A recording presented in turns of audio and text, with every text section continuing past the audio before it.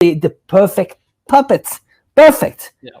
You know, So Angela, how do we figure out who Anwar Ibrahim really is? I mean, he's saying things that people want to hear, just like Vladimir Zelensky was saying things people wanted to hear. How do you cut through this rhetoric and figure out whether he's telling the truth or not? well, just his tracking record, you know, where he comes from, you know, who are his backers, who funded him, you know, from the beginning. He was funded by NED. I mean, really clearly, you know, it was openly, I am proud to be part of NED. And remind people what is NED. This is only the rebranded name of the CIA, you know. So, you know, we hear, we're not saying that, you know, if you're Malaysian, you know what, we're just giving you the information. Ultimately, you decide. But keep in mind that no matter what, the foundation of democracy is sovereignty. If you have someone that is actually ruling your country that is being financed by the US, you know what? You need to ask the question, is he running for me? Is he going to manage the country for me or on behalf of the US? The International Monetary Fund, anyone who knows anything about Southeast Asia knows that the IMF, just like you said, Angelo, perhaps it's a crude way of putting it, but it's very accurate. Rape. They raped the region. They were loan sharks on a regional level. They debt trap diplomacy. You know what they're always projecting onto China. This is what the U.S. and European governments did through the World Bank, through the IMF to Asia. And former chairs. Look at all of these interesting people. Oh, who's that? Anwar Ibrahim. I mean, how much worse does it get to be part of the IMF? Do you know what the IMF does? Raping. They call this liberalization, you know, but liberalization, it's in fact like, take me. I mean, just rape me. The 2007, this is a long time ago, 2007 National Endowment for Democracy Annual Report. That's Anwar Ibrahim right there, all the way to the left in Washington, D.C. with the whole gang. That's Carl Gershman, president of the NED right there. And this is all of them in Washington, D.C. And he was there for an event. And then I don't know why he was in this picture. I guess he was just hanging out with them the whole time he was in Washington. And then we had this in 2019. So 2007, 2019. So it wasn't like an isolated incident, something he's been doing all of these years, working for the IMF, working with the NED. You know, so when you have someone that you elected that is financed by those very powerful big corporation, IMF, World Bank, and also the US, you know, US interest, NED, and so on. That's the, you know, that is the,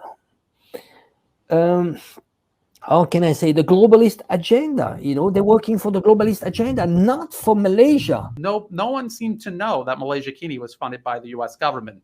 And I've had the same arguments with people over Malaysia Kini, where they're like, oh, okay, so it is funded.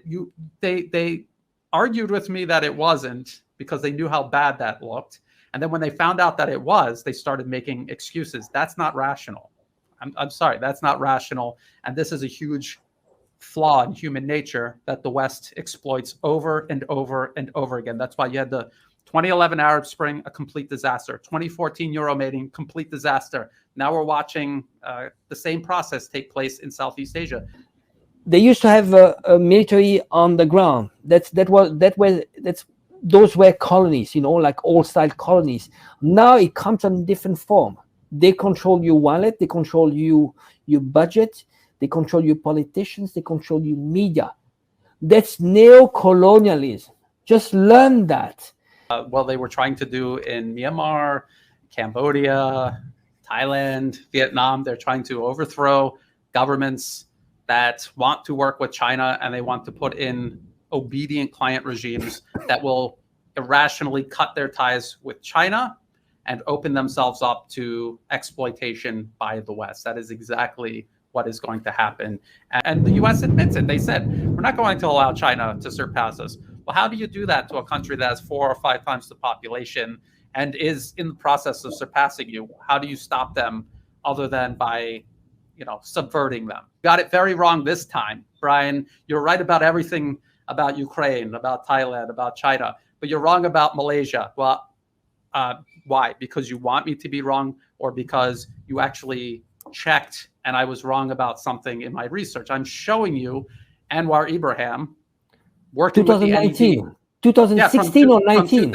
From 2007 to 2019. And in 2018, the NED bragged about how the opposition coalition that he was part of and a leader of, how they got them into power. It's, again, what can you say to people who you explain this to and you show the people involved admitting it blatantly, as clear as day? It's practically a signed confession, and they still refuse to believe what they're seeing and they're hearing. I don't know. You are smart. Malaysian people, why do you need to have a president that is being groomed, trained, funded by the US? I mean, are you big enough? Really?